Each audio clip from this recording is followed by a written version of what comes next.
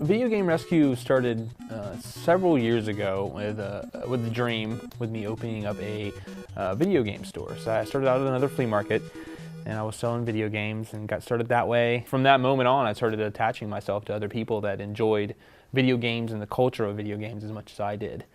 And it progressed into a bigger video game store at another flea market. And then we crowdfunded the money we needed to open up a brick and mortar video game store in February. I think one of my biggest beliefs is just because a game is old doesn't mean it's not worth playing.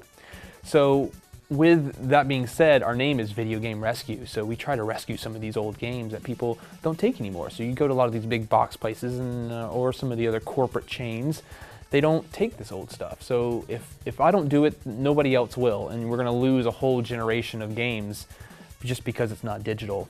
And I don't think that's just not right. You know, we got to save some of these games and bring it to the next generation, because some of the best games ever created were on cartridge base, not on a CD. So if we can, you know, preserve that for the next generation, or find a gamer that loves to play some of the old stuff, just want to make their day by providing this area where we can continue on with these retro games. A lot of it started out with me just roaming around flea markets and other pawn shops and people knowing that, you know, this guy collects video games, and that's how it began, when people were just bringing me stuff and I was going out and finding it. Now that people know that we have a brick and mortar spot, people are bringing us stuff, which is cool. It's probably the funnest part of my day is seeing somebody walk in with a box of things and I get to rummage through it and find hopefully some treasure.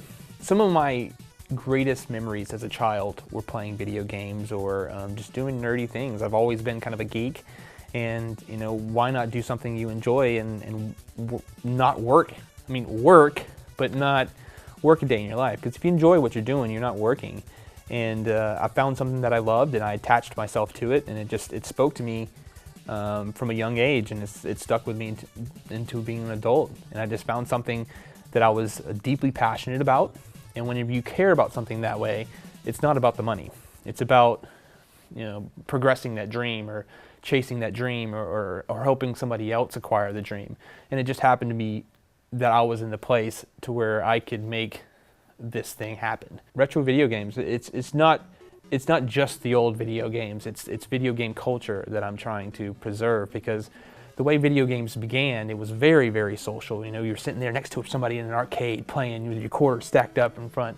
And we've lost all that. It's all over the internet now. We're all talking to each other, you know, 3,000 miles away. And the social aspect it's still kind of there because of that, you know, being online, but the majority of it's gone. And it's just, I love the vibe, you know, and the energy that you have when you're in your crowded room of other people playing video games.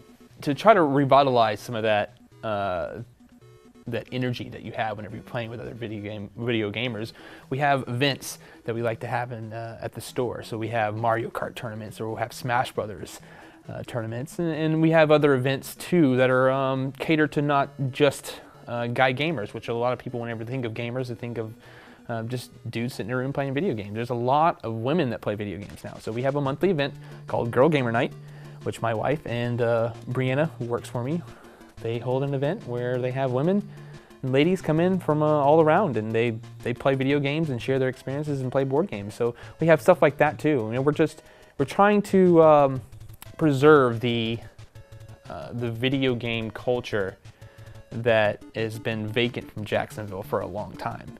Some of the things that we are trying to get into are launch date parties. So the game comes out today, but tonight we're going to be playing the game, all of us together. You know, and I think that's really cool, because everyone's sharing the excitement about this one particular game, so we all get to sit there and play it together and, you know, figure it out together. And I think that's it goes back to the community and bringing that gamer community together and experiencing the games again. So we've got the opportunity to open up an arcade next to our video game store, which if you're going to put an arcade, that's the best place to put it, is next to somewhere else that's a video game store.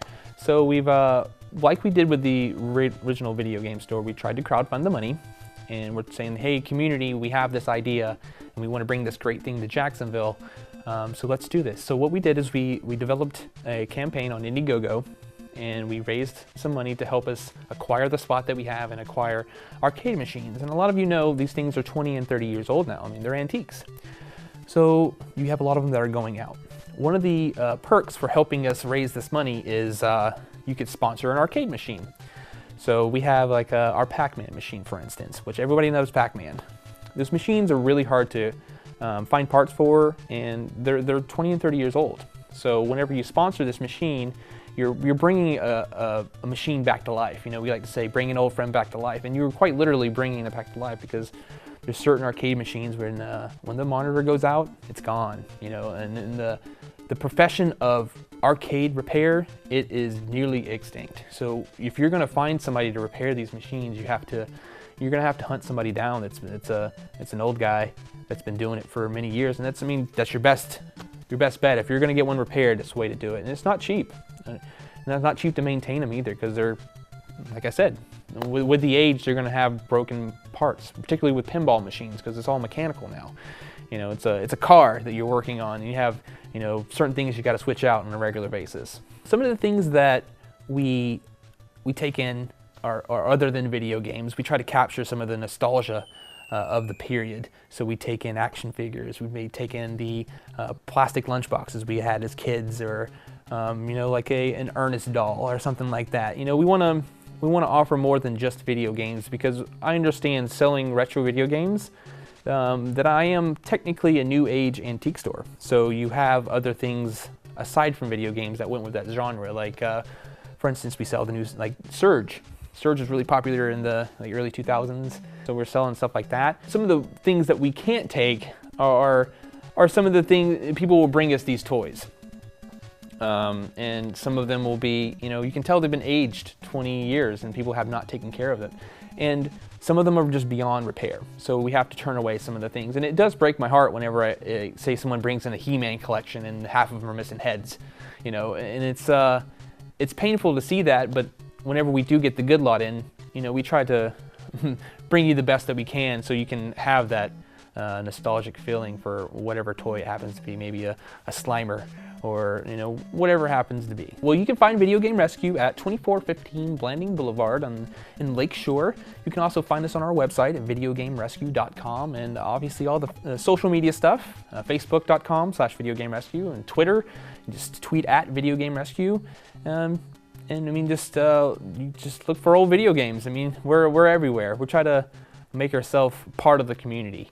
You know, so if there's a major gaming event going around in Jacksonville, hopefully we'll be there.